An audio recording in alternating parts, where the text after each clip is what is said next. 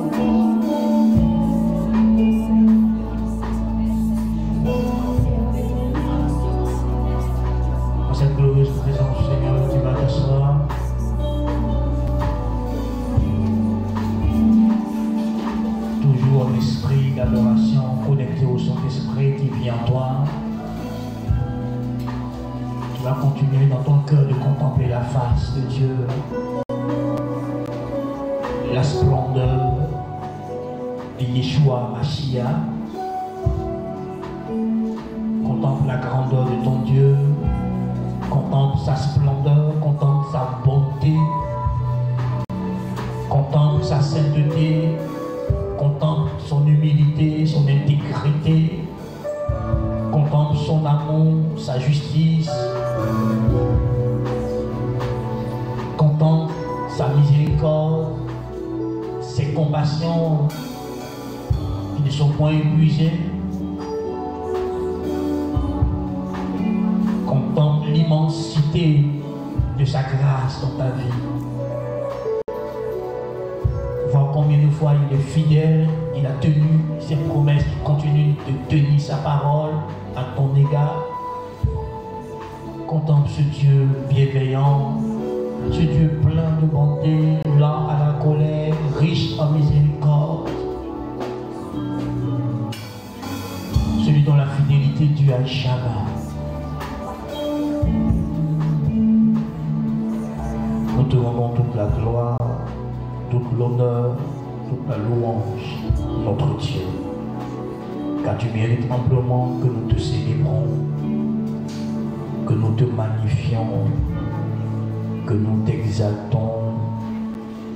Seigneur notre Dieu, bénis sois-tu, bénis ces instants, bénis l'écoute de ta parole, interviens dans notre esprit afin que nous puissions saisir ta parole, comprendre ta parole. Parle à nos cœurs, donne-nous des clés qui nous permettront de briser les difficultés financières auxquelles nous sommes confrontés. Parle-nous encore ce dimanche. Parle-nous encore cette semaine. Révèle-toi à nous. Merci de nous bénir, de nous faire du bien. Merci, toi qui te lasses point de nous faire du bien. Toi qui es toujours prêt et disposé à nous faire grâce, nous te célébrons ce matin. Merci de nous parler. Dans le nom de Jésus-Christ. Amen.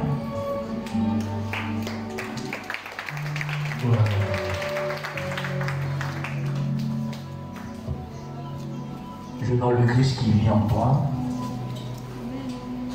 Et merci d'être là encore ce matin. Merci pour ta fidélité.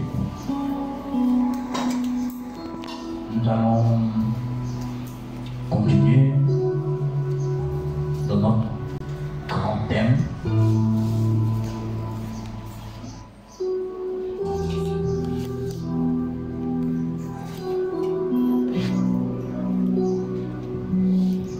Je sais que si je pose la question que je m'apprête à poser, tout le monde va lever sa main.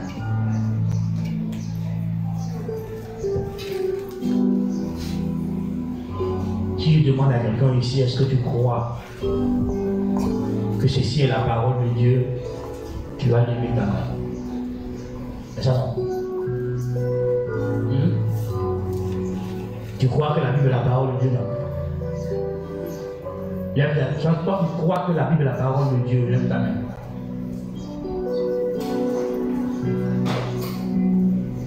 Lève ta main. Je ne vois pas bien là. Merci.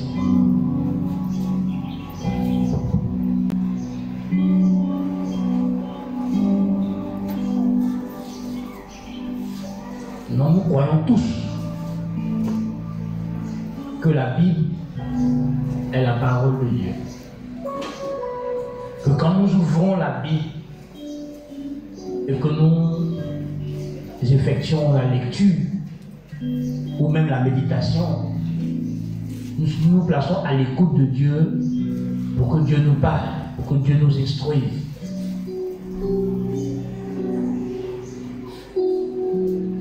Et vous voyez dans la Bible, il y a un verset dans Job 38, verset 33. La Bible dit: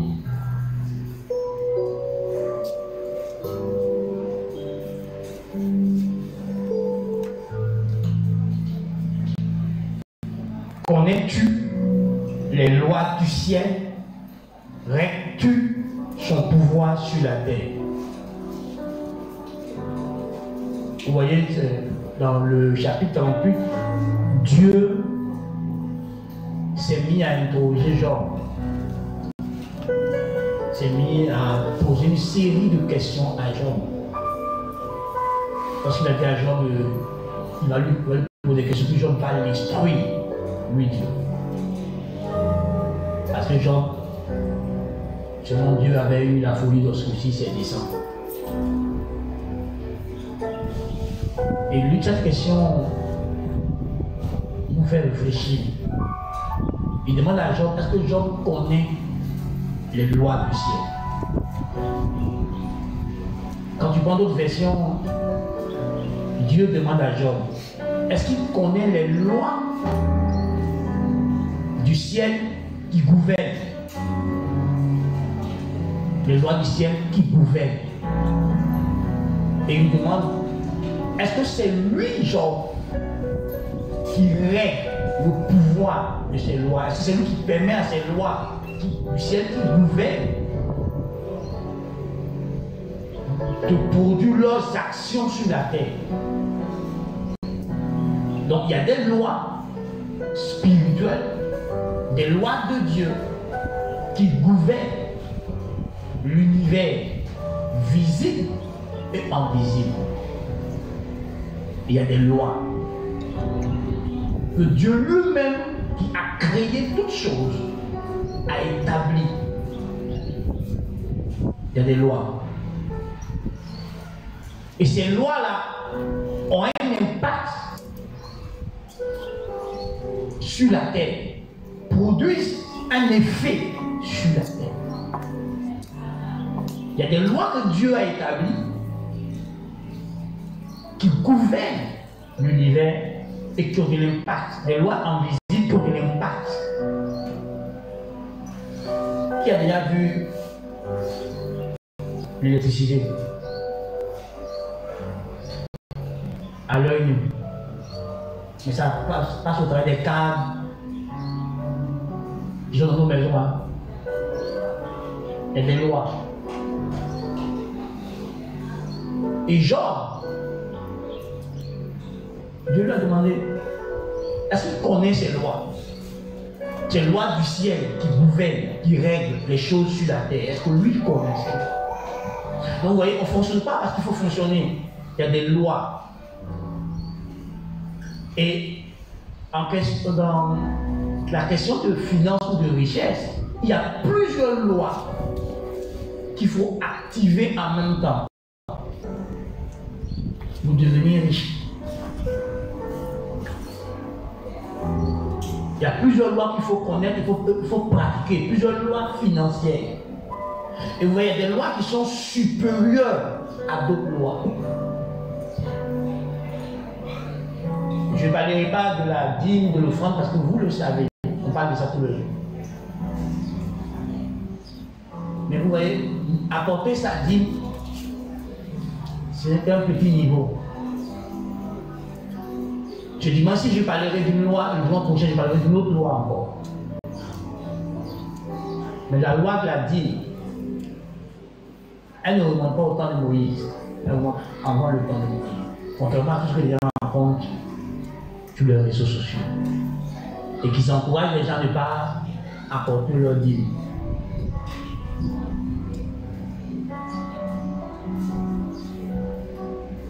C'est vrai que dans le Nouveau Testament, l'accent est mis sur la loi de la libéralité, qui est une loi supérieure à la loi de la dîme. Et dimanche prochain, je parlerai de la loi de la libéralité. La Bible est précise. Ouais, dans la grande famille de l'offrande, il y a plusieurs types d'offrandes. La prémisse est une offrande. Et il y a des offrandes qu'on appelle des sémences. C'est de ça que je parlerai ce matin. Comprendre la loi, comprendre et pratiquer la loi des semailles et de la moisson. Il faut comprendre cette loi et puis il faut la pratiquer.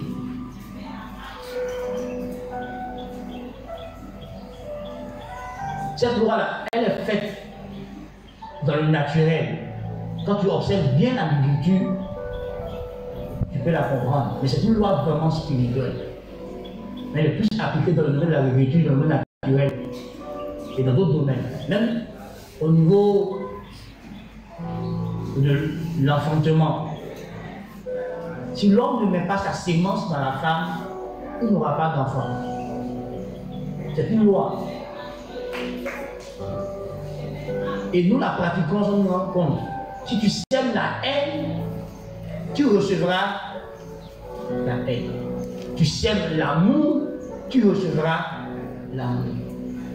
Et cette loi-là, elle régit tous les domaines de notre vie.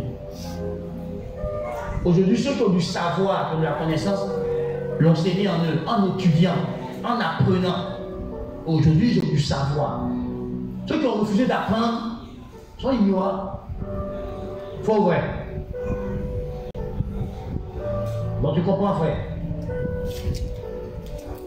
Tu sèmes quoi en toi? Tu sèmes quoi pour que tu moissonnes? Pour que tu récoltes?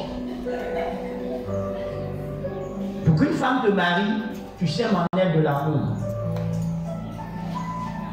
Vous savez qu'elle te marie, elle te répond par l'amour.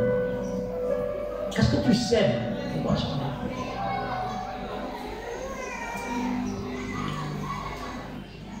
Quelqu'un à qui tu donnes des paroles de douceur, des paroles d'amour, des paroles d'affection, ne va pas se mettre en colère contre toi.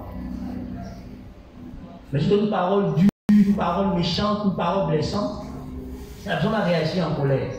La Bible dit qu'une parole dure excite la colère. Donc si tu ne veux pas voir ton mari en colère contre toi, tu ne veux pas voir ton enfant en colère contre toi, tu ne veux pas voir ta femme en colère contre toi, tu n'as qu'à s'aimer. C'est qu'il faut. Les gens se font en colère sans raison. Il y a toujours une raison derrière la colère des autres. Même ta propre colère à toi, il y a une raison derrière. Tu réponds à quelque chose qui ont sémé en toi. Et vous voyez, c'est une loi que nous ignorons. Mais nous pratiquons cette loi, souvent du côté négatif. Et ça a des revers, ça a des retours dans nos vies. Parce que nous ne savons pas que la parole est une sémence. Que la pensée est une sémence. Que nos actes sont des sémences. Pas seulement notre argent, même nos actes sont des sémences. C'est pour ça que la Bible dit que Dieu rendra à chacun selon ses œuvres.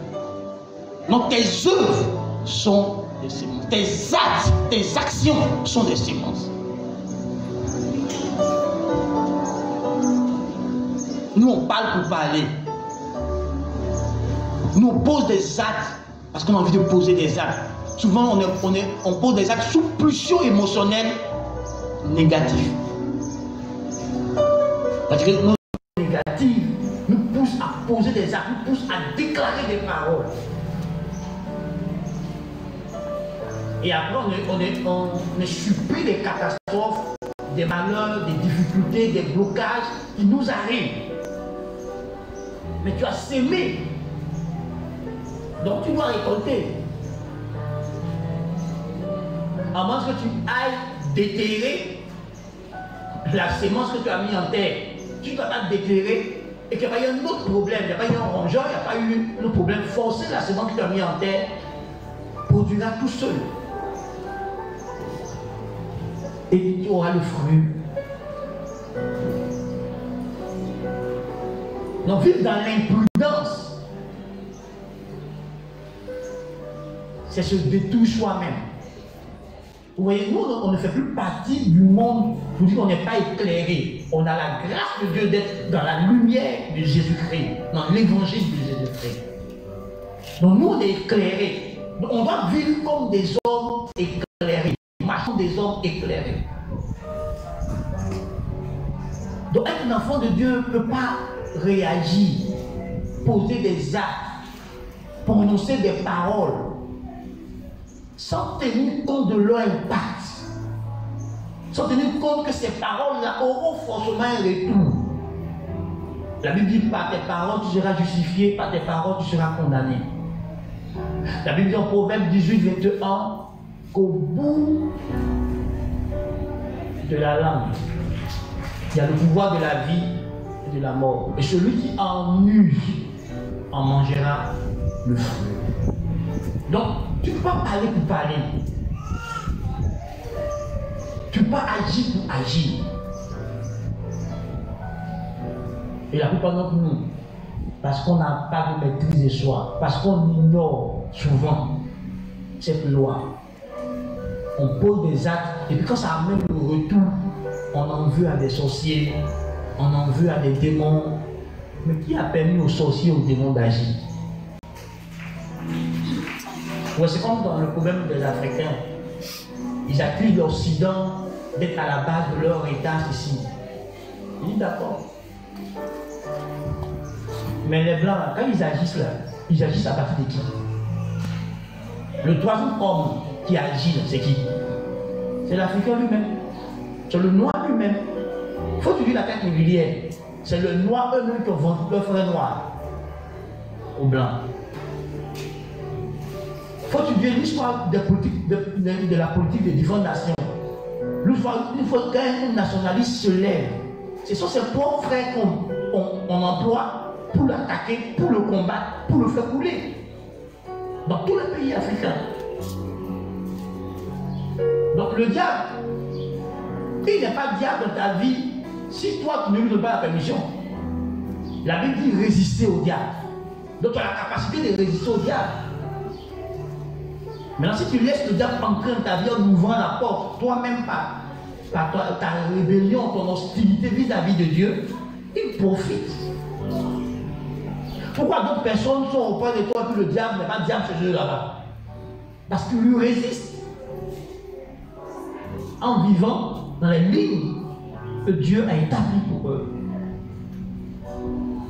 Donc frère, j'espère que ça va t'aider à te discipliner et à faire attention aux pensées que tu gagnes. Paul dit dans Philippiens 4, 8 de choisir l'objet de nos pensées. De penser aux choses qui sont justes. Quand on te parle de la gestion de la colère, on dit sur le plan intellectuel, on te parle de penser aux choses qui ne te mettront pas en colère. Il faut t'efforcer à penser aux choses qui ne te mettront pas en colère.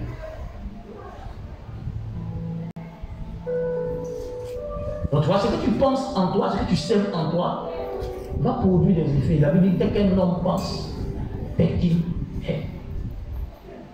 Et vous voyez, cette loi de la sémence et de la moisson, c'est Dieu lui-même qui en parle dans Genèse, chapitre 8, verset 20, 22. Quelqu'un peut lire, non? Genèse 8, 22. Bon, si j'ai tout, je vais lire.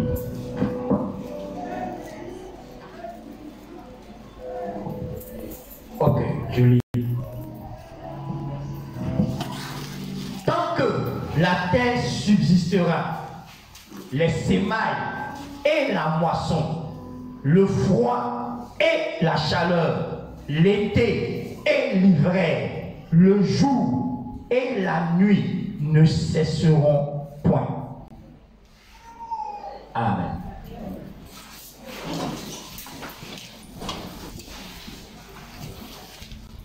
Dieu s'était mis en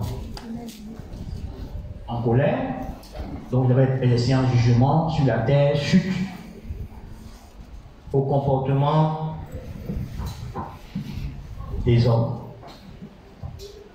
Et il avait fait venir un déluge.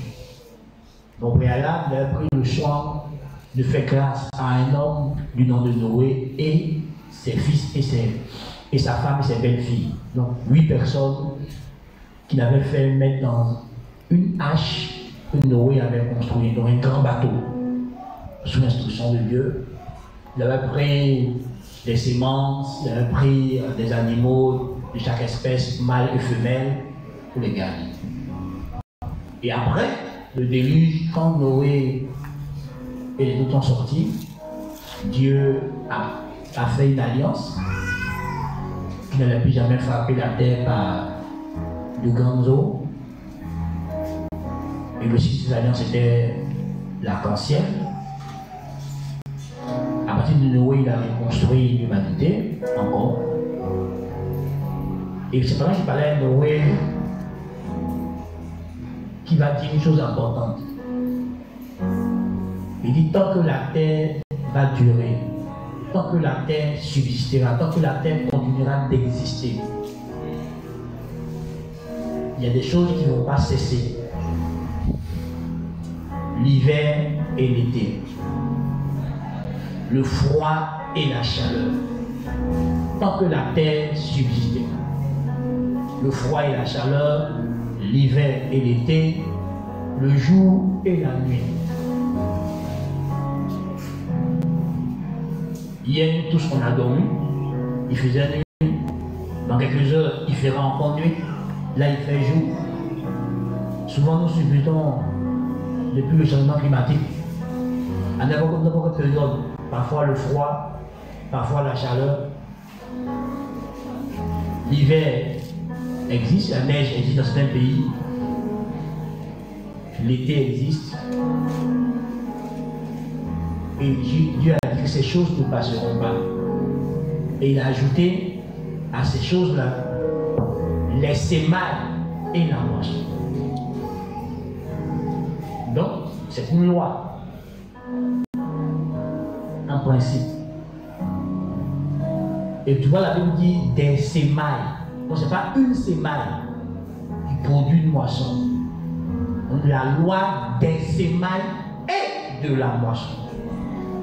Tu vois que la moisson est au singulier et puis les semailles sont au pluriel. Donc pour produire une moisson, c'est plusieurs semailles qui produiront la moisson. C'est une loi. C'est pas quelqu'un qui a traité qui dit ça. Il dit la loi des semailles et de la moisson. Elle existe. Tant que la terre va exister, va subsister. Donc, le jour où la terre prendra fin, la terre n'existera plus. Ces lois-là, les semailles de moisson vont aussi s'arrêter. Donc, ça continuera d'exister, ça continuera d'être.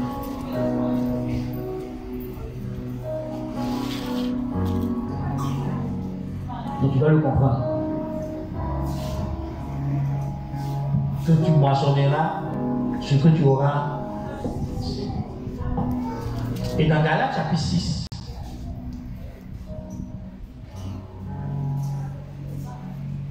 donc comprendre que ça existe, la loi elle existe jusqu'à ce que la terre prenne fin. Ça existe, cette loi. Maintenant, Galates chapitre 6, Galates chapitre 6. Je lis le verset 7. Jusqu'au verset 10. Verset 7. La Bible dit, ne vous y trompez point. On ne se moque pas de Dieu. Ce qu'un homme aura sémé, il le moissonnera aussi. Celui qui sème pour la chair, moissonnera de la chair la corruption. Mais celui qui sème pour l'esprit, moissonnera de l'esprit la vie éternelle. Ne nous lassons pas de faire le bien, car nous moissonnerons autant convenable si nous ne nous relâchons pas. Ainsi donc, pendant que nous en avons l'occasion, pratiquons le bien envers tous et surtout envers les frères dans la foi. Donc, il ne faut pas te tromper, il ne faut pas te mentir à toi-même. Tu récolteras ce que tu as sémé. Il ne faut pas te tromper. Tu ne peux pas récolter ce que tu n'as pas semé. On ne se moque pas de Dieu. On ne traite pas Dieu avec mépris. Si tu juges Dieu sans valeur, sans importance, ce que tu as sémé, tu vas consommer. C'est une loi. Donc il ne faut pas te tromper. Tu moissonneras ce que tu auras sémé. Ouais, là, on ne peut pas seulement d'argent. Le verset 8 montre qu'on ne parle pas seulement d'argent. On parle de la vie elle-même. Si tu vis pour la chair, tu moissonneras de la chair la corruption. Si tu vis pour l'esprit, ensuite tu sèmes pour l'esprit, tu fais les choses par l'esprit, tu moissonneras de l'esprit la vie éternelle. Donc vous voyez, notre vie entière peut être comme une sémence. Notre vie entière. Notre style de vie produira une récolte. Et vous vous rappelez qu'au soir, la Bible dit qu'au soir de notre vie, on ira rendre compte à Dieu. Le style de vie que tu auras, ça sera pesé. Et puis tu auras des récompenses en fonction de la qualité de vie que tu auras menée sur la terre.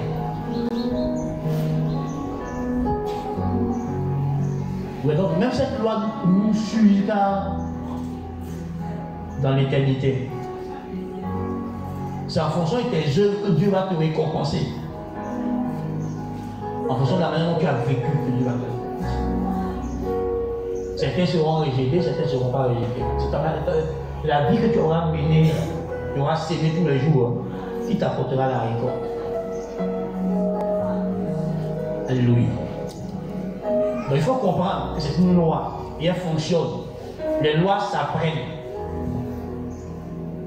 Si tu ne veux pas apprendre la loi, c'est pas parce que tu t'efforces à l'ignorer que la loi n'existe pas.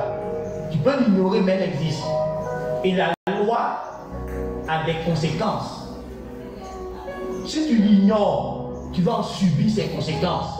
Si tu pratiques la loi, tu vas aussi subir les conséquences de ta pratique de la loi.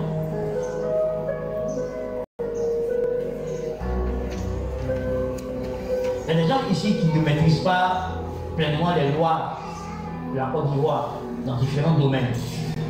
Mais il faut enfreindre une seule loi que tu ignores. La gendarmerie ou la police va te rappeler que cette loi existe. Quand tu vas l'enfreindre. Donc l'ignorance n'est pas une excuse. Donc les lois s'apprennent. Et tu dois t'efforcer à apprendre. Et la vie est régie par des lois. Donc si tu les ignores, tu ne peux pas exceller, tu ne peux pas évoluer. L'apprentissage est une loi. Le processus est une loi. Quand tu consécutes la loi du processus, il y a des conséquences que tu vas subir. Vous voyez, un homme qui a engrossé sa femme, et puis au 6e mois, il dit, lui, il veut forcément voir l'enfant. Qu'est-ce qui va arriver? qu'est-ce qui va arriver? S'il ne fait pas d'or, lui, il ne veut pas faire écho, il veut voir l'enfant en chair en os au 6e mois. Il va interrompre le processus de la grossesse. L'enfant va voir. Il va mourir. Il est obligé d'attendre 9 mois. Ou dans des cas spéciaux, quand l'enfant décide de prématurément. Au 7e mois ou au 8e mois là-bas. Il vient prématurément. Mais sinon, il est obligé d'attendre 9 mois. Et tu dois savoir que la vie est dans beaucoup de domaines, la vie est dans un cycle de lois. Si tu les ignores, ça ne va pas aller chez toi. C'est pour ça que nous ignorons la loi des semailles et de la La Bible ne faut pas te tromper. C'est qu'un homme sème, il va forcément le moissonner. En moins qu'il va détruire la sémence. Pour qu'elle ne germe pas. Et comprends, Jésus a dit que si un homme met une sémence en terre, qu'il veille, qu'il ne veille pas, la sémence produira toute seule en terre. Voilà. Donc comprends que ta sémence t'apportera toujours un retour.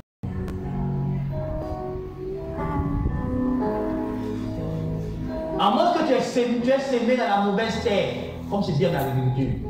Chaque sémence a une terre correspondante. Tu ne peux pas aller s'aimer le palmier dans des zones où la terre n'est pas favorable pour le palmier. Oui, généralement on sème le palmier, le cocotier dans les zones dans les terres sableuses. Tu peux avoir une tige de manioc pour venir semer ça au bord de la mer. Ça ne poussera pas. Donc chaque sémence a une terre correspondante. Donc il faut trouver la bonne terre pour la bonne sémence. C'est pour ça que par exemple la Bible dit qu'il faut s'aimer par l'esprit. Si tu te laisses conduire par l'esprit, tu trouveras la bonne terre pour la bonne sémence dans le domaine spirituel. Tout le monde n'a pas une bonne terre. Tout orphelin, tout ministre de Dieu, tout frère en Christ n'a pas une bonne terre. Voilà, à des semences précises. Je ne dis pas qu'il est mauvais, attendez, vous préciser. Je ne dis pas qu'il est mauvais. Je veux dire que par rapport à une sémence que Dieu veut que tu fasses, la personne que tu regardes là peut ne pas être la bonne personne qu'il faut. C'est ce que je me dis. C'est bon. On va voir ton frère en crise bizarrement ici. Attends, corriger en même temps. Merci beaucoup. Merci. Donc tu comprends? Donc il faut discerner. Quand Dieu te met à cœur, fais ça. Il faut discerner la bonne personne. À qui Dieu veut que vraiment que tu donnes. Il y a beaucoup d'orphelins. Il y a beaucoup de ministres de Dieu. C'est lequel?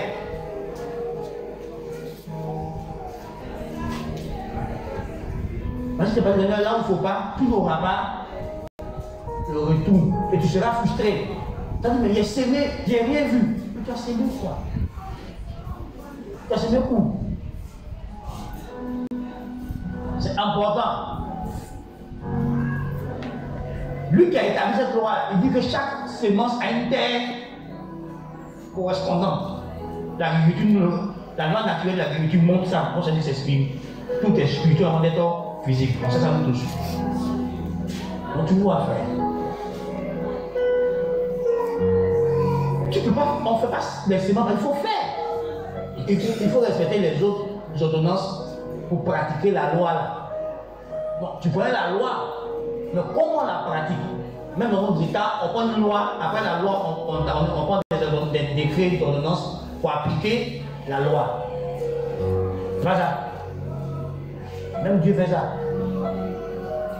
Il faut lire dans la Bible, on dit les commandements de Dieu, les prescriptions de Dieu, les ordonnances de Dieu. On dit pas ça. C'est différent. Les décrets de Dieu, c'est différent. Donc la loi de la semence, comment on la pratique pour qu'elle qu'elle produise la récolte qu'il faut, pour qu'elle produise l'impact qu'il faut, le retour qu'il faut. Il y a comment pratiquer ça? Et premièrement, il faut savoir que chaque semence a une terre bien correspondante. Donc si Dieu te met à cœur de faire une sémence, demande-lui où est la terre où je dois aller faire ma sémence. Il ne faut pas choisir la terre toi-même. Il faut vivre par l'esprit. Nous on fait tout par l'esprit. Nous les enfants de Dieu. Tu comprends? Alléluia.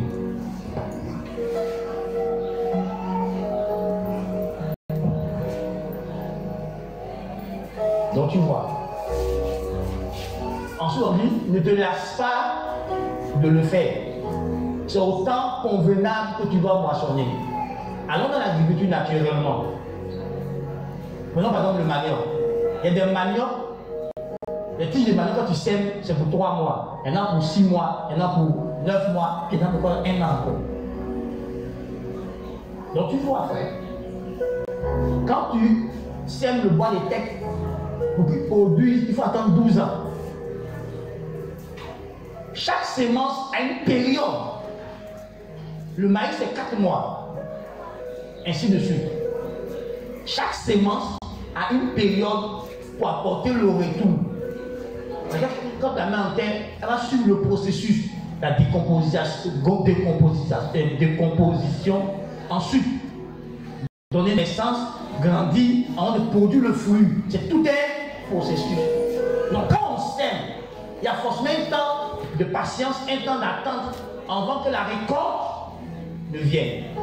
Et ce n'est pas toi qui vas produire la récolte. Si tu veux sauter, si tu veux faire tout ce que tu veux. Ta sémence est dans un processus et c'est lui seul, Dieu seul qui a fixé le temps pour toute moisson. Tu vois, la poule, quand elle pond ses œufs, elle attendra 21 jours avant de voir un poussin sortir. C'est quand le poussin est prêt que le poussin fait quoi? Il casse la coquille. C'est quand un enfant est prêt dans le ventre de sa maman que lui seul, il commence à déclencher les douleurs de l'enfantement. Et puis il casse la poche d'eau pour sortir. C'est pas toi qui casse. Donc même quand la femme est fatiguée, elle doit attendre l'heure de la naissance de l'enfant. C'est pénible pour elle. Pour s'élever matin, c'est compliqué. Pour faire un pas même, c'est compliqué. Mais elle ne peut pas déclencher. Elle va attendre. En moins qu'elle va avoir un chirurgien pour qu'on ouvre son ventre, pour que l'enfant soit pas césarienne. Mais si on sortit par voie normale, par voie basse, elle attendra que l'enfant lui-même, il déclenche ça. Donc tu vois, si tu sais, il faut savoir que c'est pas toi qui détermine le temps de la récolte. Et chaque sémence a son propre temps de récolte, qui est déterminé par celui qui fait croître toutes choses. Nous n'avons, aucun d'entre nous n'avons le pouvoir de faire croître. On dit un sème, un arrose, qui fait croître? C'est Dieu. C'est lui seul qui a le pouvoir de faire croître. Donc quand tu sèmes quelque chose pour que ça puisse croître et produire le fruit, c'est Dieu qui le fait. C'est pas de ton ressort. Tu n'as pas cette capacité de produire le fruit. À moins que tu veux détruire la sémence, tu es obligé d'attendre, de patienter, que le temps fixé par celui qui dit que tu auras la récolte arrive pour que la récolte vienne chez toi. Si tu ne veux pas, tu vas précipiter le temps. Et voilà, il y a des semences, quand ils donnent leur première récolte, les mois qui suivent, tu peux récolter tous les mois. Par exemple, l'EVA, le palmier à l'huile. Quand tu attends 3 ans et que le palmier grandit, après la 3e année, quand ils donnent ta première récolte, tous les mois, tu vas récolter. L'EVA, c'est 7 ans. Quand tu attends les 7 ans, tous les mois, tu as EVA. Et tu vends et tu as l'argent. Mais pendant que le cacao, lui, tu attends dans 5 ans et c'est 2 fois dans l'année que ça produit. Le porc, la truite, elle met au monde, elle met bas 2 fois dans l'année. 6 mois, 6 mois. Le lapin, c'est chaque mois. Donc c'est Dieu qui détermine le temps des moissons. Donc quand la lapine, ça coupe avec le lapin, c'est 30 jours. Et puis elle donne les lapéos. Et elle, pendant qu'elle est en train d'allaiter, tu peux encore la coupler. Parce qu'elle a une période. Quand elle commence à mettre bas, ça fait 6 mois. Il y a 2 ans. Après 2 ans, la lapine n'est plus positive. Donc si tu ne sais pas ça, que tu élèves le lapin, que tu gardes la lapine 2 ans après, tu es étonné de quand elle tombe en gestation, elle donne un petit lapéro, elle fait l'apéro avorté, elle ne fait rien. 2 ans passés, elle n'est plus positive. Sa fécondité dure pendant 2 ans. Même chez les êtres humains, il y a une période dans laquelle la femme peut enfanter. Le nombre d'ovaires est calculé.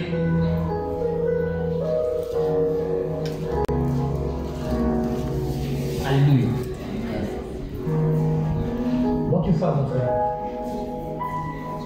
Il faut comprendre ça.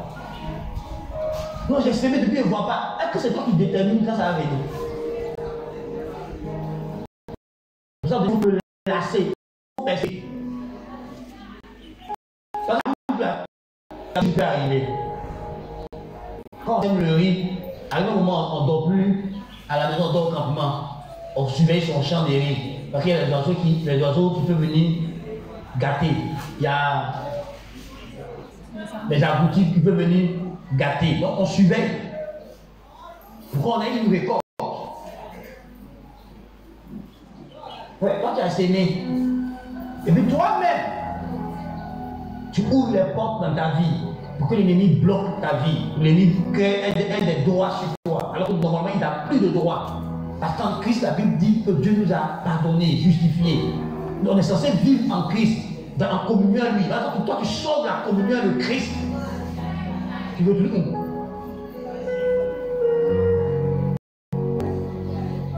La Bible dit qu'en Christ, il y a plus de condamnation. Il faut bien lire le verset. Ça ne s'arrête pas au premier. On dit qu'il n'y a plus de condamnation, en effet, pour ceux qui ont été affranchis par la loi de vie en esprit de Jésus, affranchis de la loi du péché de la mort. Quand tu continues, on dit que c'est valable pour ceux qui vivent par l'esprit. Là où il n'y a plus de condamnation, c'est pour ceux qui ont compris qu'ils ont été libérés de la loi du péché et de la mort et qui vivent par la loi de vie de l'esprit. Donc, parce que Jésus est mort à la croix pour tes péchés, que ça t'autorise de vivre dans le péché. Parce qu'on parle de grâce, que la grâce va t'autoriser à vivre le péché. Et tu crois ça, tu comprends mal la grâce. Jésus est mort. L'une des raisons est de te libérer de l'esclavage, de la puissance du péché, pour que tu vives dans l'obéissance, la sainteté que Dieu veut. Et c'est ceux qui vivent dans cette sainteté, qui vivent par l'esprit. C'est pour eux qui ont une condamnation. Si tu ne vis pas par l'esprit, tu te remets à nouveau sur le joug. Paul dit en Galates 5 que c'est pour la liberté que le Christ vous a affranchi. Ne vous remettez pas sous le joug à nouveau. Donc ça veut dire que tu peux te remettre sous le joug. Alléluia.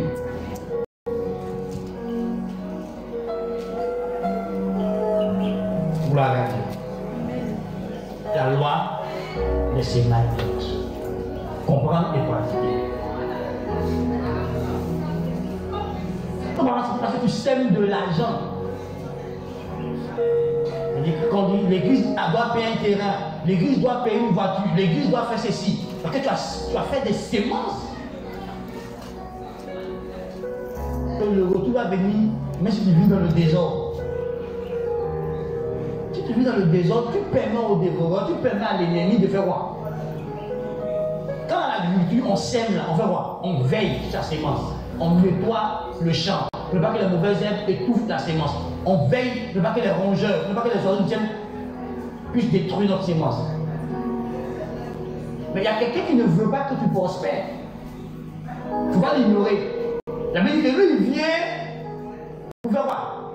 Voler, détruire et tuer. Il y a quelqu'un qui veut tuer tous tes efforts pour que tes efforts ne produisent pas le résultat. Pour que tes efforts n'atteignent pas, pour que ton travail ne soit pas prospère. Il y a quelqu'un qui est ton ennemi qui te combat. La Bible dit qu'il rôde autour de nous, cherchant qui dévorer. Donc ne pense pas que parce que tu as sémé, le diable va dormir. Mais il y a quelqu'un qui ne veut pas te voir prospère, qui peut détruire tes investissements, qui peut t'attaquer, qui peut insuffler dans l'esprit de quelqu'un de fuir avec ton investissement. Tu peux souffler l'esprit de ton employé, de faire une double comptabilité.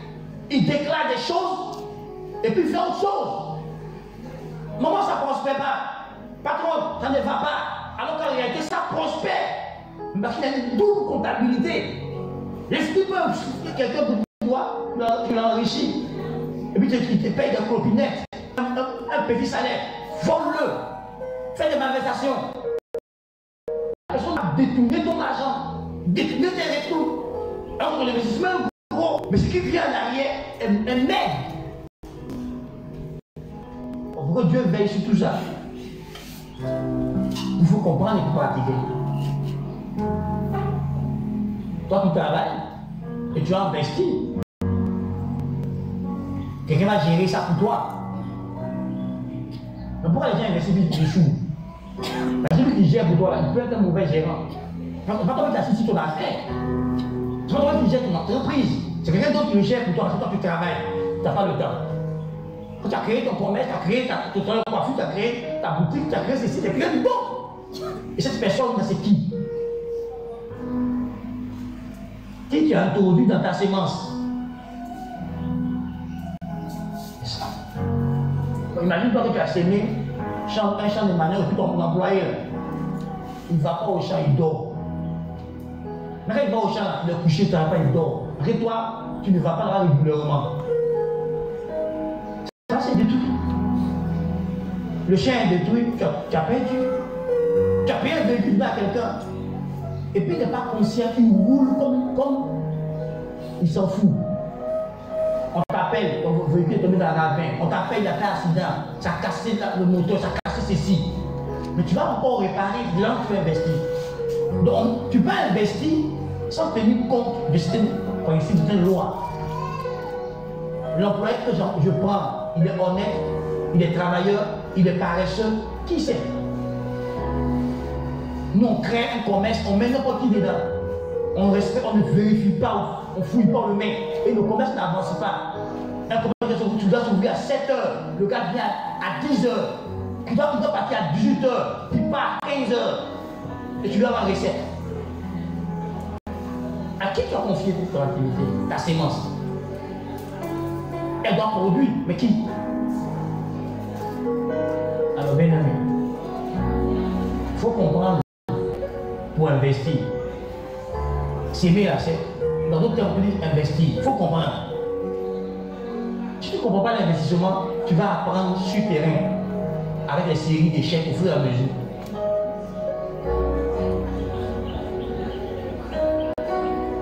Alléluia.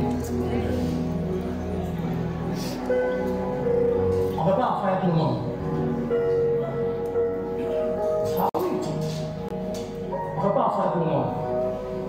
Si tu vas en faire quelqu'un qui est bête, il y a la possibilité que ton enfant soit bête. Ton QU et le QI de ta femme, tu dois savoir si ton QI est élevé. Vous produisez des enfants qui ont un QI élevé. Mais quand vous avez même vos QI ne sont pas élevés, et puis il y a un QI élevé là. Je vais t'oublier là, l'enfant est là-bas. Donc si tu avais marié quelqu'un de ton cas, ton enfant serait ton cas.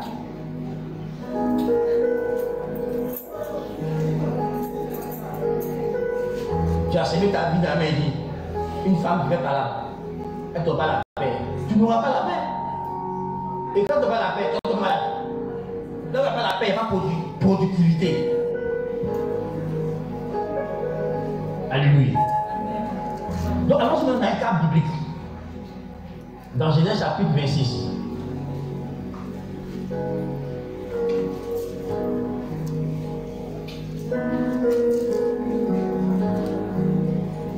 chapitre 26. À partir du verset 12.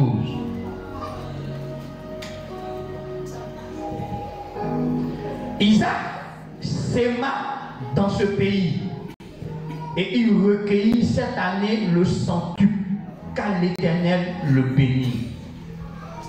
Cet homme devint riche et il alla s'enrichissant de plus en plus jusqu'à ce qu'il devienne fort riche.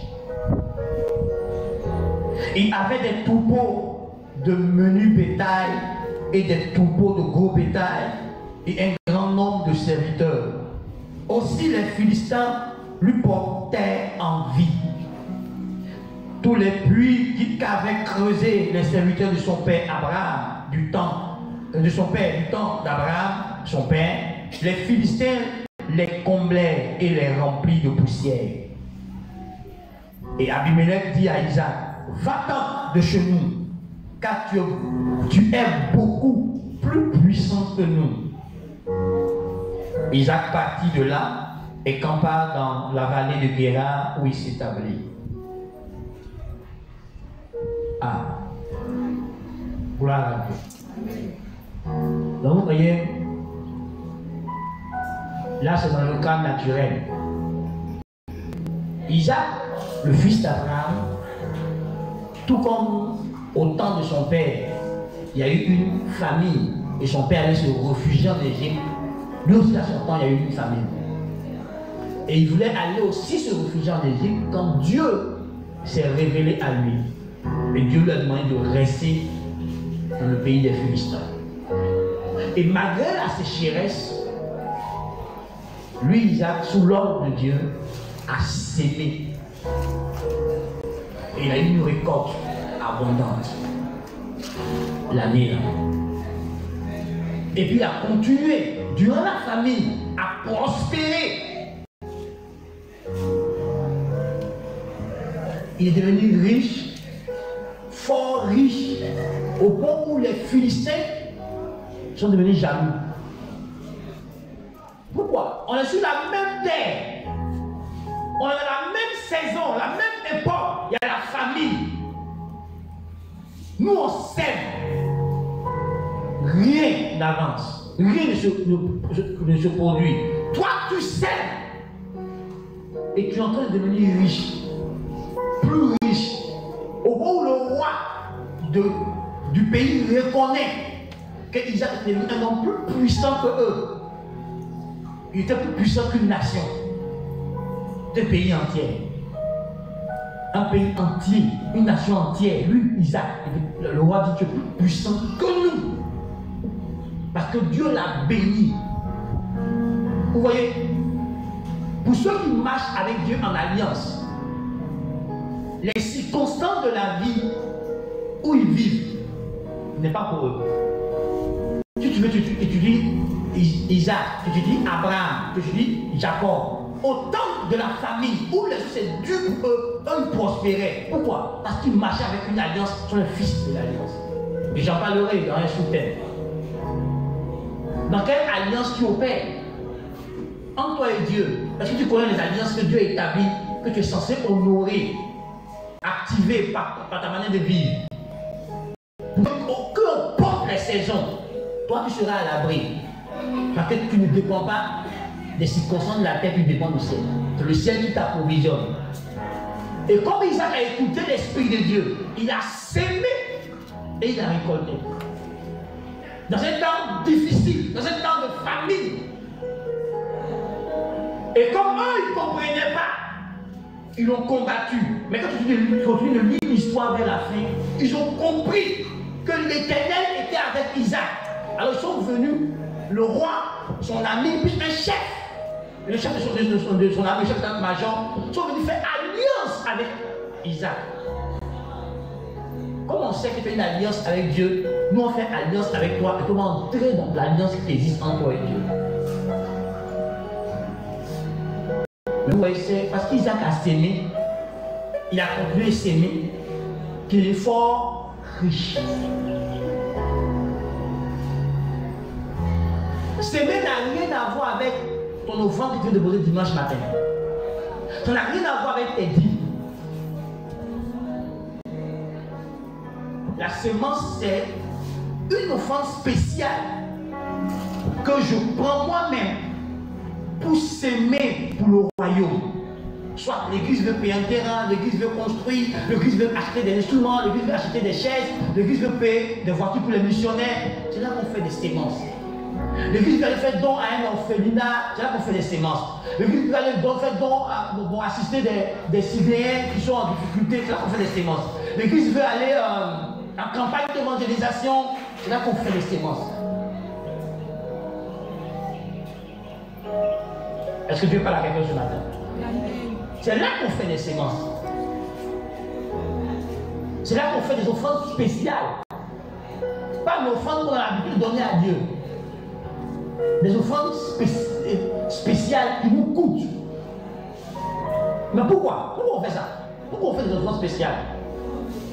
Et pourquoi ça doit nous coûter? Maintenant, je parle de prendre 1 Corinthien. Pas 1 Corinthien, hein? Non, pas 1 Corinthien. 2 Corinthiens 9. 2 Corinthiens 9, après le verset 6. 2 Corinthiens 9, après le verset 6. Prends ça pour moi rapidement. Tu as trouvé? Vas-y. Je lis la parole de Dieu par sa grâce. 2 Corinthiens 9.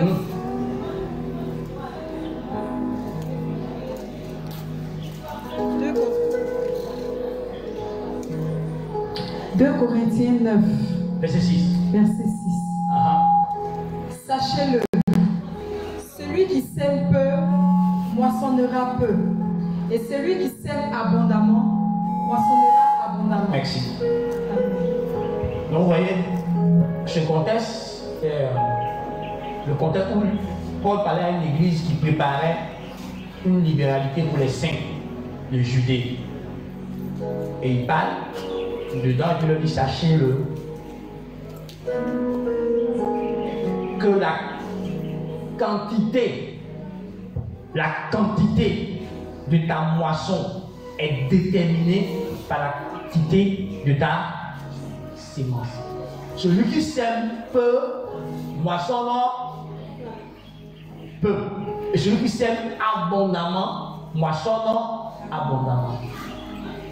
Celui qui sème sur 1 hectare de terre et celui qui sème sur 20 hectares de terre auront-ils la même moisson?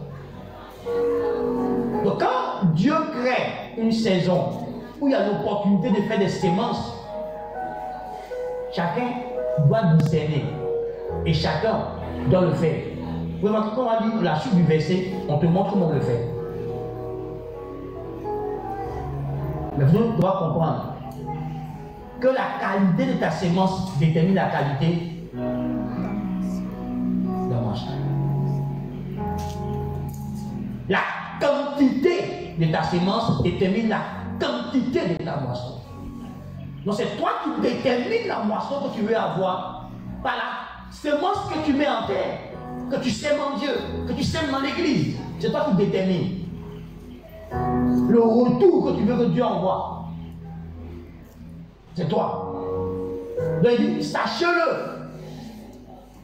Ayez cette connaissance, ayez cette compréhension que ce que tu sèmeras, la quantité déterminera la quantité de la moisson.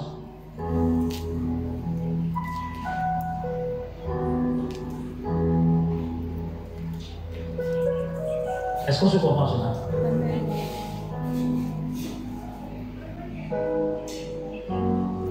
Donc quand il s'agit des semences, chacun doit comprendre que c'est un temps de grâce spéciale que Dieu a mis devant moi.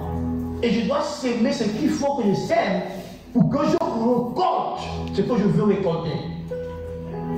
Or, c'est là que nous, on murmure. Les pasteurs aiment l'argent. Les pasteurs veulent nous escroquer, veulent nous voler. Pour toi-même, tes propres grâces que tu vas déclencher dans ta vie, le pasteur veut te voler. Mais pourquoi? Parce que tu ne comprends pas que c'est un temps de sémence et Dieu veut que tu sèmes pour que des récoltes se produisent dans ta vie. Et que Dieu est sur le point de te bénir, de te faire du bien, mais il veut que tu déclenches Cette action que lui a déjà accomplie dans l'invisible, pour qu'il y ait transfert de l'invisible dans le visible, il y a une action que tu dois faire, une sémence que tu dois poser.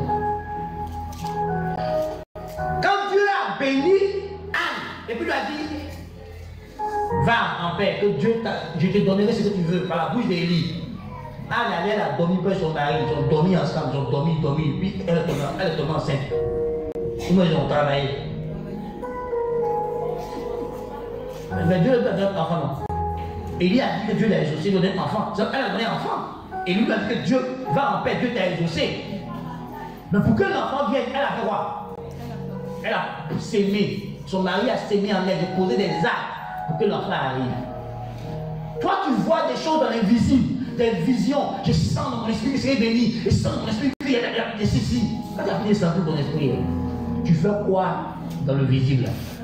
Quelle action tu mènes dans le visible? Tu sèmes quoi? Rien. Vous voyez, vous devez connaître ça. Il y a des temps propices où Dieu crée ça. Dans le mouvement de votre église, dans le mouvement de ta famille, dans le mouvement des différentes familles où Dieu t'établit, Dieu crée des besoins pour que tu fasses des sémences parce qu'il veut te faire du bien. Mais nous, on ne discerne pas. Nous, par notre cœur trop fermé. Souvent, c'est fermé par le raisonnement. Souvent, c'est fermé par l'avarice. Souvent, c'est fermé par la méchanceté. On est méchant. Si lui va profiter, et moi. Frère, écoute-moi. La Bible dit qu'il y a plus de joie, il y a plus de bonheur à donner qu'à recevoir. Et que celui à qui tu donnes, il reçoit une joie, il reçoit un bonheur, mais ce n'est pas comparable au bonheur que toi, le donateur, tu donnes. Et dans le royaume, les plus heureux sont ceux qui sont les donateurs. Ce n'est pas les receveurs. Mais tant qu'on a habitué à la mentalité africaine de toujours recevoir, on préfère recevoir que donner.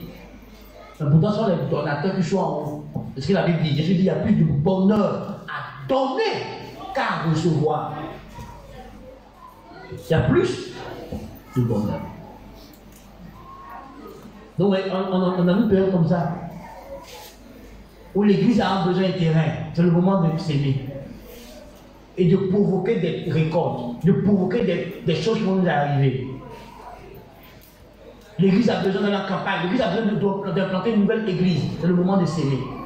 L'église a besoin de faire du bien, une œuvre sociale dans le sein de l'église. Aider un pauvre, aider un orphelin, aider quelqu'un. On vous fait appel. C'est le moment de s'aimer, de comprendre qu'on veut que tu sèmes. Parce qu'il n'y aura pas de moisson si tu ne sèmes pas. Et regarde, il faut lire le verset suivant, le verset 7.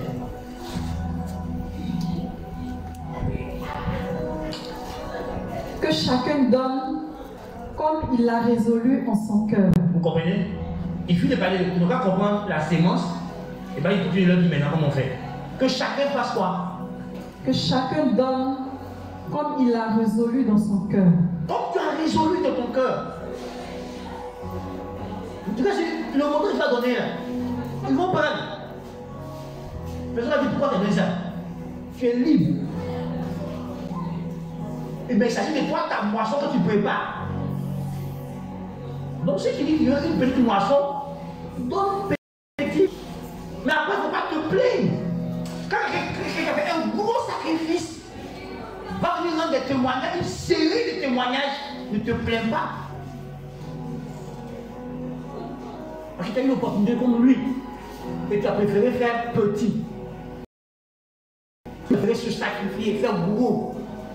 Faire grand. Donc si le retour est grand sur lui, ensemble bénissons le Seigneur pour sa vie. Ne murmurons pas.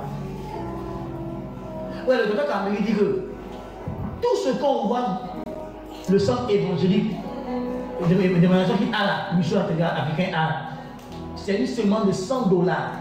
Dieu lui a demandé, quand il n'a pas construit le ministère, de faire une semence de $100 au ministère de Oral Roberts.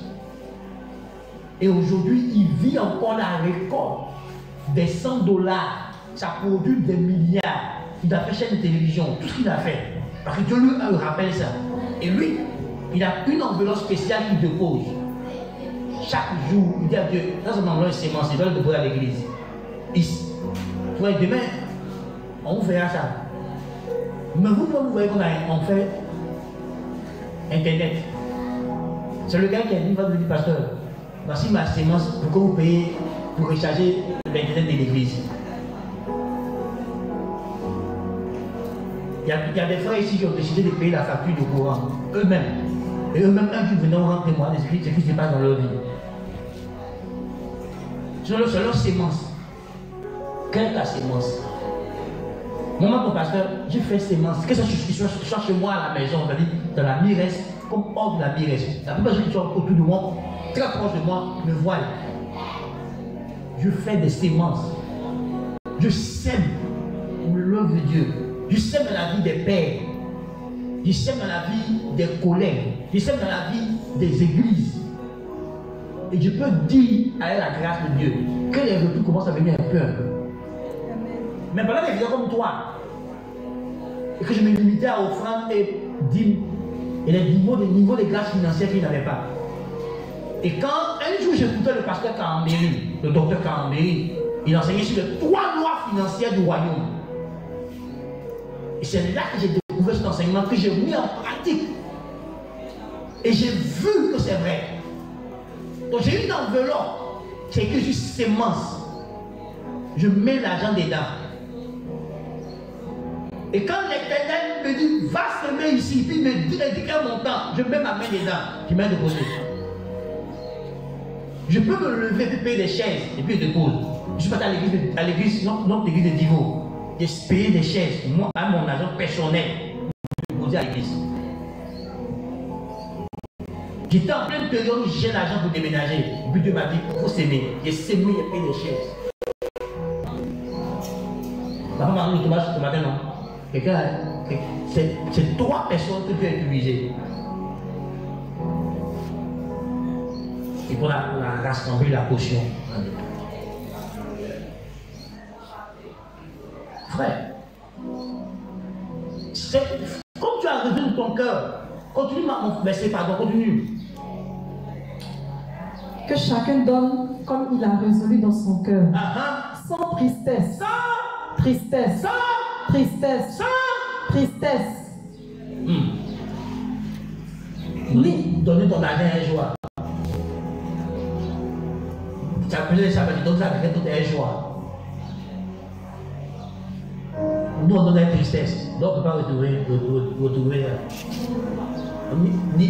Comme tu as résolu, sans tristesse, continue. Ni contrainte. Ni contrainte.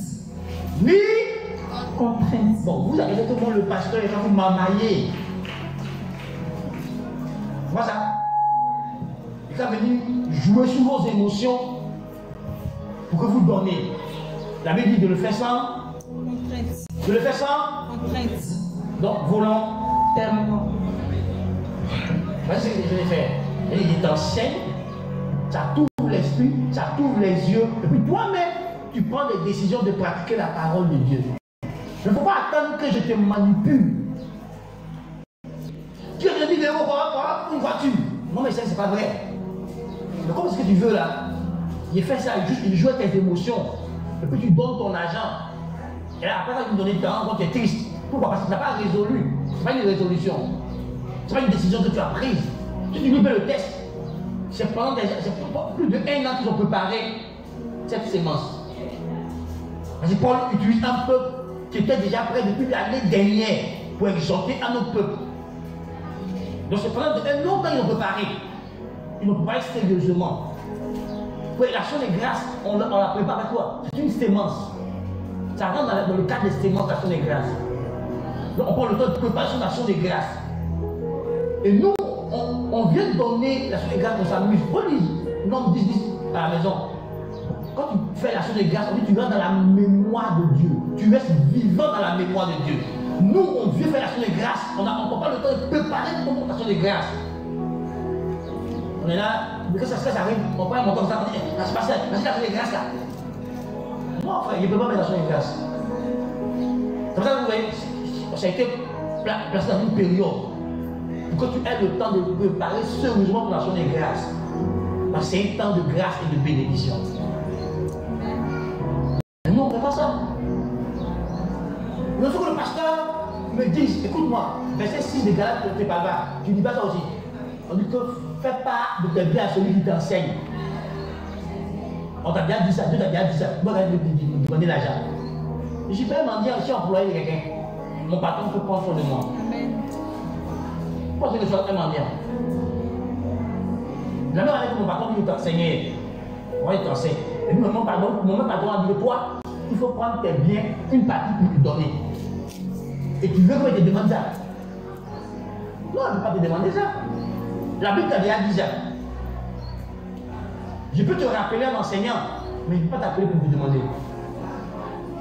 Si c'est ça qui est l'orgueil, je suis désolé, ce n'est pas l'orgueil. Toi-même, tu as ta dignité.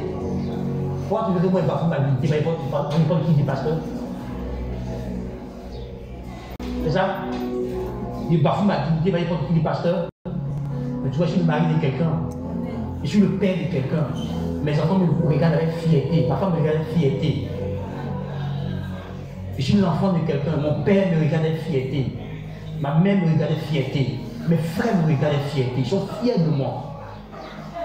Et tu veux que je me rabaisse dans faire de la mendicité pour la déshonorer.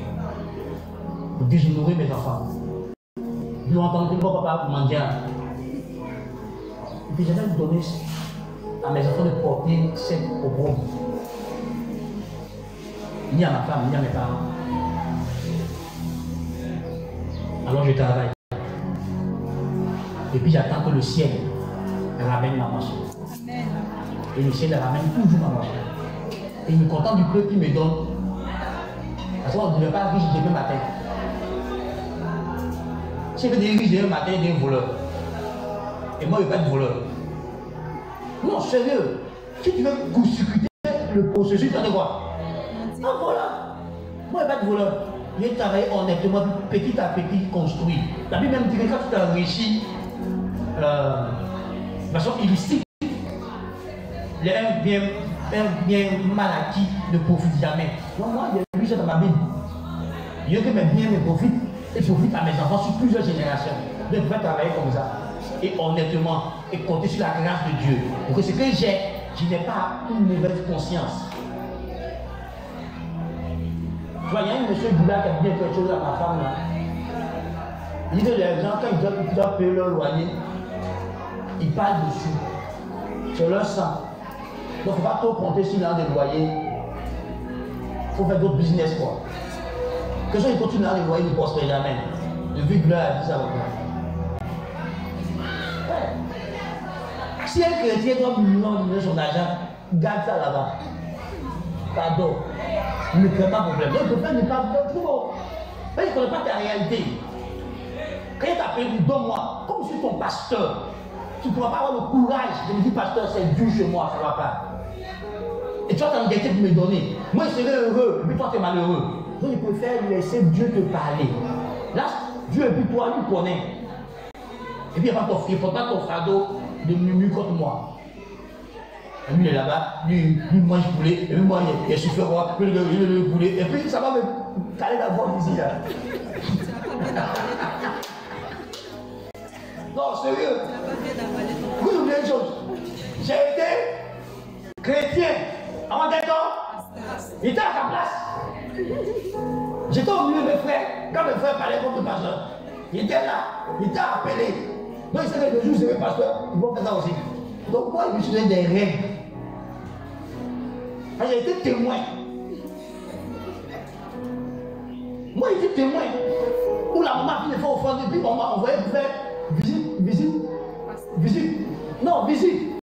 Et quand tu as fait visite à la maman. Et puis elle m'a fait la chose au salon.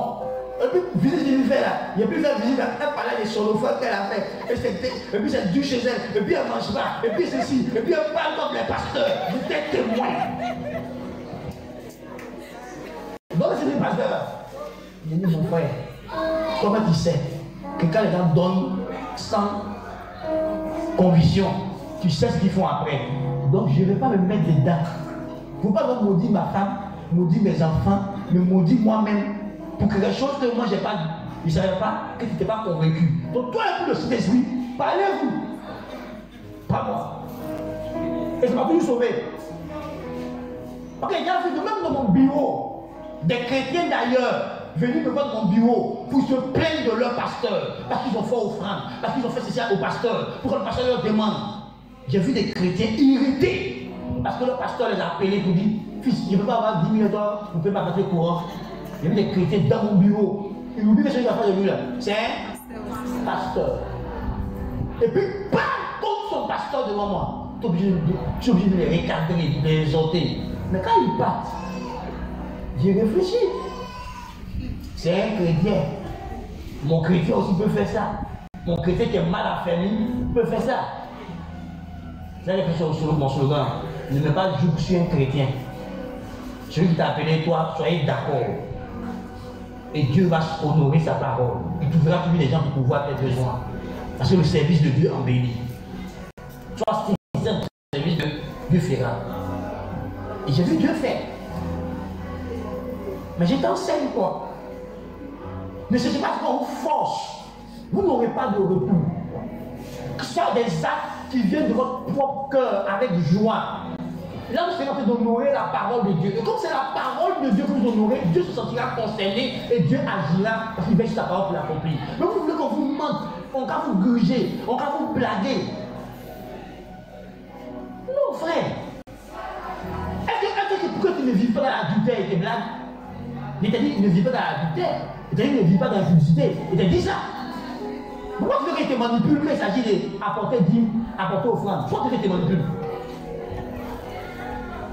Quand il te dit de prier là, je te manipule. Il t'exhorte sur la prière, sur le jeûne, je t'enseigne. Donc c'est pareil pour les dîmes offrandes. C'est toi qui es censé pratiquer volontairement. Pour que Dieu te bénisse, il faut que tu le fasses volontairement de ton propre gré. Comme tu l'as résolu toi-même et avec joie, sans contrainte. Ne permets pas à ton pasteur de te contraindre. Non, frère.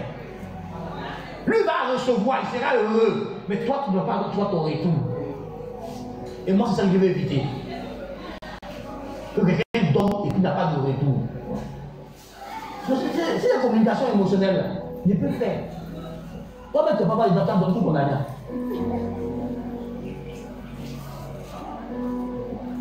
C'est que moi j'étudie, non? J'étudie tout ce qui passe à ma main. Il y a un livre que je vais commencer à trouver là-bas. C'est écrit influence et manipulation. Il étudie comment des leaders influencent les gens et comment ils utilisent la manipulation pour influencer les gens. Et moi j'ai choisi mon style de leadership. Donc, la manipulation ne fait pas de mon style de leadership. Où tu crois ce que je te dis? Parce que je te donne des références bibliques. Tu as le temps d'aller t'asseoir toi-même et puis de réétudier. Pour voir ce que le pasteur a dit. C'est vrai ou c'est faux. Prends ta Bible, étudie. Et tu dois me donner le droit d'étudier. Mais arrête quand tu veux, on te supplie, qu'on te manipule, qu'on te trompe. Il y a où on t'exhorte, on te motive. C'est différent de la manipulation. Si tu veux qu'on te manipule pour donner ton argent, tu donneras, mais tu n'auras pas de retour. Parce que la Bible dit qu'il faut le faire sans contrainte, avec joie, sans murmurer.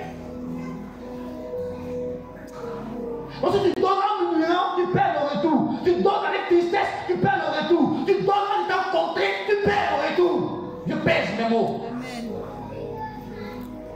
Dieu veut que je fasse volontairement. Pourquoi? Parce que donner fait partie des actes d'adoration. Vous vous rappelez, non? Après, on m'a dit, le petit et moi, on va faire quoi? On va adorer. Il fallait faire quoi?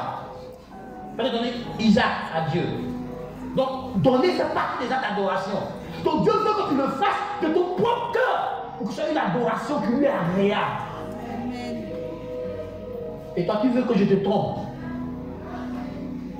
Pourquoi il finit de te tromper là? Je suis à l'aise. Mais vraiment, il ne fait pas de vue qu'un jour on quittera la terre. Un jour. Il ne parle pas de la mort, non, il parle de la mort. Tu appelles la mort, viens te délivrer. La mort, donc tu leur appelles la mort. Mais un jour, on quittera la terre. La vie ne s'arrête pas ici. Bon, quand tu arrives devant Dieu là-bas, tu as fini de mamailler les gens. Tu roules dans une grosse voiture. Tu as fini de mamailler les gens, tu as construit une grosse maison. Maintenant, tu vas quoi Dieu? Parce que tu ne vas pas établir pour mentir aux gens, pour tromper les gens, pour gruger les gens, pour voler les gens. Donc, frère, il ne faut pas attendre que le pasteur te manipule. Quand on fait un appel, toi seul et Dieu dans ta communion, regarde ce que tu penses que Dieu peut te donner pour te donner là. Puis tu viens, tu dors, et puis tu vas avoir le retour. Mais n'attends pas que le pasteur te manipule. Ah oui, moi je suis pasteur pour Jésus. Il a dit, il faut paître mon peuple selon mon cœur. Il ne sait pas Dieu par écrit. Il ne sait pas Dieu parce que j'ai échoué. Il faut que tu saches ça. Je n'ai pas échoué dans ma vie. Je suis assez intelligent. Dieu m'a donné l'intelligence. Moi, je suis un grouilleur. Moi, si tu veux demander dessus, j'ai fait cordonnerie dessus, j'ai fait cirage dessus. Appelle-moi pour placer carreau dans ta maison. J'ai placé. Tu seras surpris. Je suis un vrai grouilleur. Je ne suis pas quelqu'un dont la main se croise. J'ai appris à grouiller. Même pendant que mon père était officier supérieur de douane. Je n'ai pas appris à compter sur mes parents. C'est resté avec moi jusqu'à aujourd'hui. Je me bats. Pourquoi? Parce qu'à l'âge de 10 ans, le père de mon père, ils ont fait ça la même année.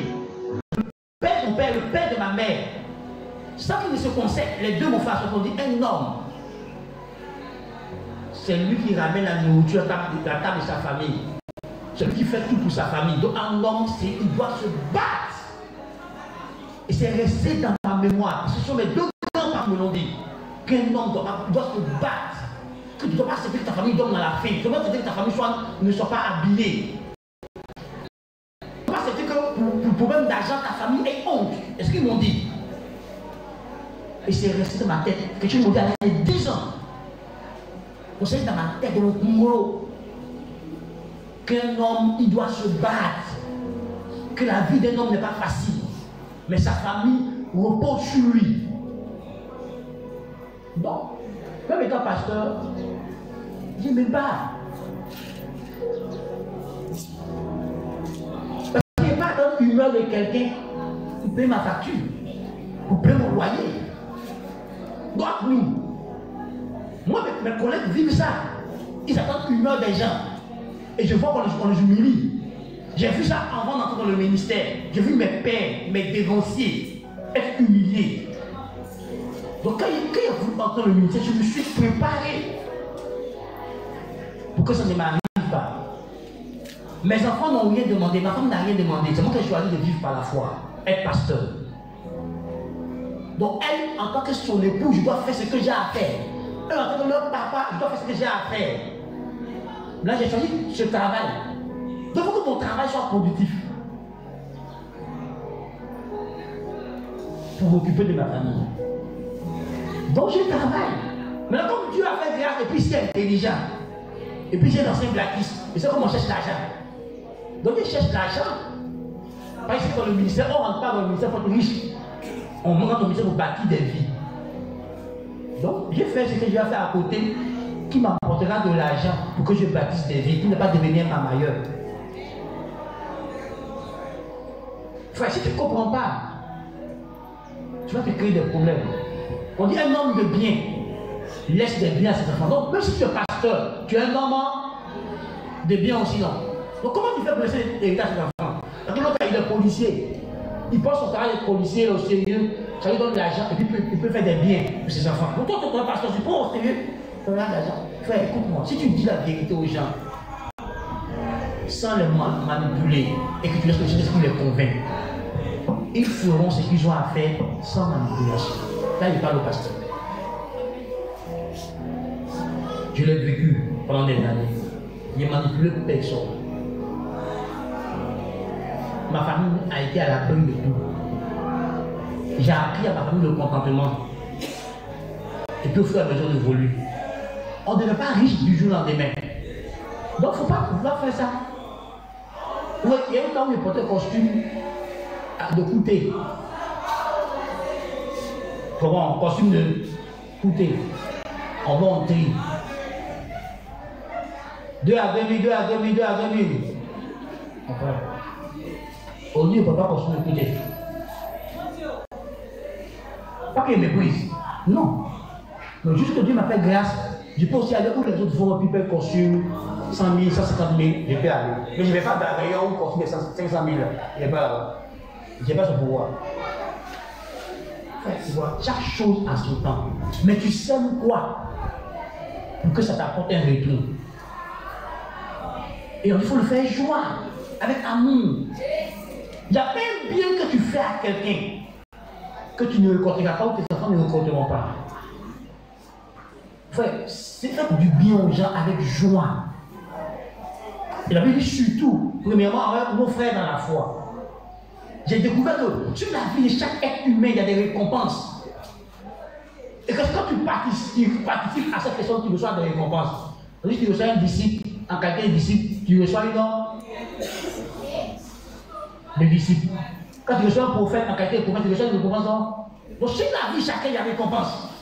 Donc en faisant du bien, Dieu te donne aussi. Et Dieu, après ce thème, si Dieu le permet, Dieu enseignerait les différentes sources de bénédiction qui se promènent autour de nous. Et les gens, ils sont sources de bénédiction. Ils sont les éléments déclencheurs de la bénédiction de ta vie. Et les gens, Dieu les a établis sur la terre comme ça. Ça n'a rien à voir avec il est chrétien, il est païen, non. Ils sont sur la terre et tu dois les discerner. Et les gens qui le pays, pour faire du bien, ça ouvre des portes pour toi. C'est la Bible, je te montrerai ça dans la Bible. Il y a des catégories de personnes que tu ne mépriseras plus de ta vie. Ce sont des portes, des échelles pour avoir accès au ciel. Alors apprenons à s'aimer avec joie. Frère, quand tu sèmes, c'est pour toi-même. C'est pas pour celui à qui tu donnes. Celui qui te donne là, il vit l'effet émotionnel sur place. Mais le retour, qui amène un retour abondant, qui le vit, qui en jouit, c'est toi. Frère, c'est toi.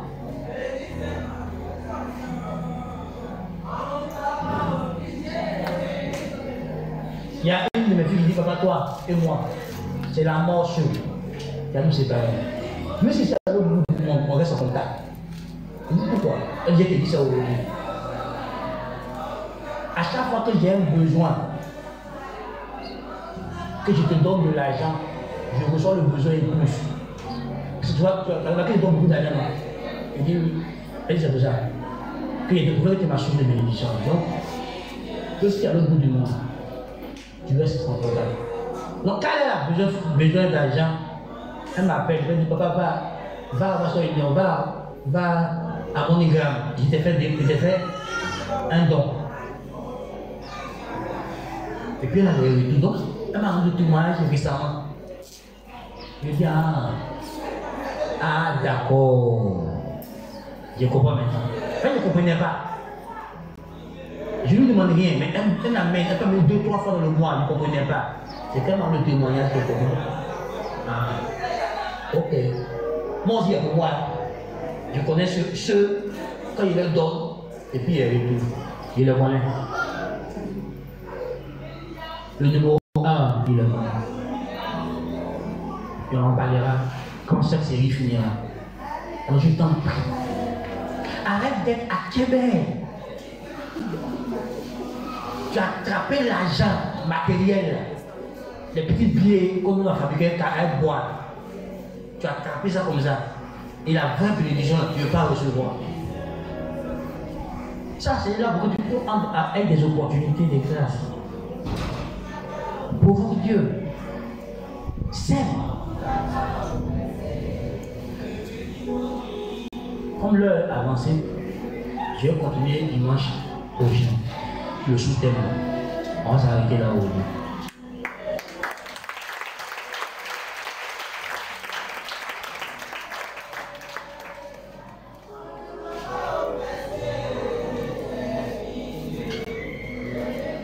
On réfléchit. Dimanche prochain, on va continuer.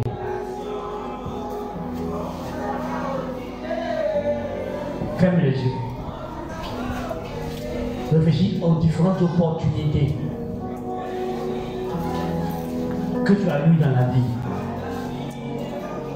De s'aimer pour faire la différence. Et tu as fermé ton cœur.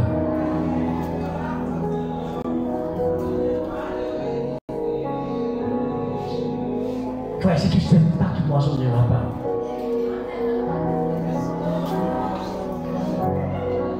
Tu as eu l'opportunité, Dieu t'a présenté des opportunités où tu devais s'aimer, ça va faire quelque chose pour toi. Et tu as fermé ton cœur, tu n'as pas discerné. Ce matin, je t'invite à parler avec Dieu.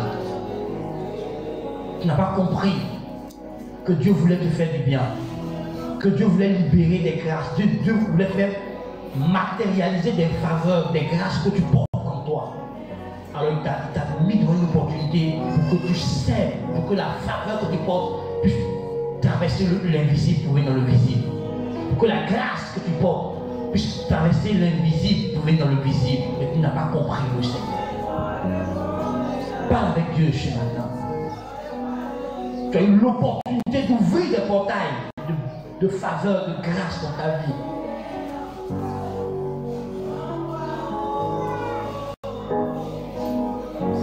Dimanche prochain, on parlera, on étudiera des cas. La veuve de Sarepta, la femme de Sumène, la Sunamite. Des gens qui ont posé des sémences et qui ont déclenché des choses dans leur vie.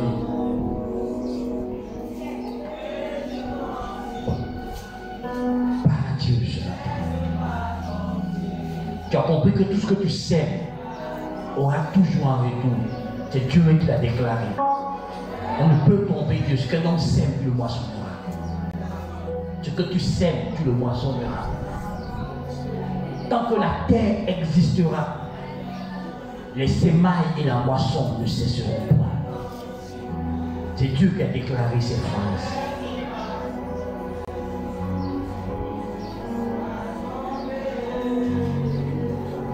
On parlera de qui fournit la sémence dimanche prochain. Et tu n'auras plus peur de s'aimer quand tu comprendras que c'est Dieu qui donne la sémence. Parle à Dieu ce matin. Dieu a créé des opportunités pour faire la différence pour toi. Tu n'as pas discerné, tu n'as pas compris. Parle à Dieu. Tu n'as pas réfléchi en prononçant des phrases. Tu n'as pas réfléchi en posant des actes. Parle à Dieu ce matin. Toi, tu ne savais pas où tu n'as pas prêté vraiment attention. Que tes pensées sont des sémences. Que tes paroles sont des sémences. Que ton temps est une sémence, que ton argent est une sémence, que tes actes sont des sémences. Tu n'as pas compris. Ce que tu sèmes, tu le moissonnes toujours. Et tu dois le faire comme tu l'as résolu. C'est toi qui détermines ta moisson par la quantité de ta sémence. Si tu sèmes peu, tu moissonnes peu. Tu sèmes abondamment, tu moissonnes abondamment. Il y a tellement de choses qui peuvent être sémées que nous avons à notre disposition pour s'aimer, pour récolter. Alors parle à Dieu ce matin.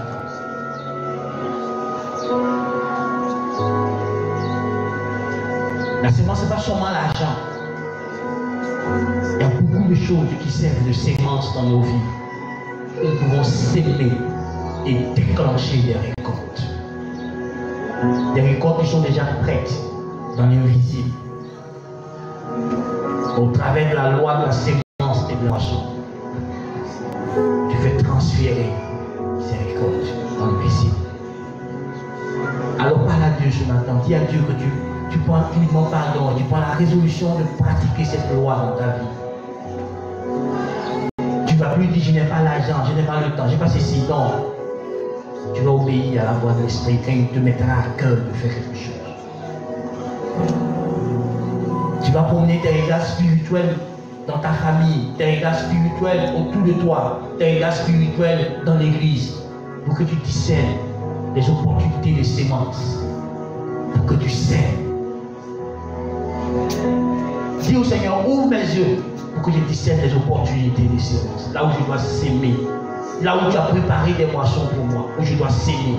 Parle au Seigneur. Dis à Dieu, ouvre mes yeux. Ouvre mon intelligence spirituelle. Je fais des déclarations et tu dis Amen. Que l'Éternel te mette à l'abri de tout manquement. Amen. Que l'Éternel fasse que le bonheur et la grâce t'accompagnent tous les jours de ta vie. Amen. Que l'Éternel te donne la supériorité sur tes ennemis. Amen. Que l'Éternel te rende invincible. Amen. Qu'il te donne la sagesse pour relever tous les défis de la vie. Amen. Que la sagesse pour gérer tout ce qui met en tes mains. Amen.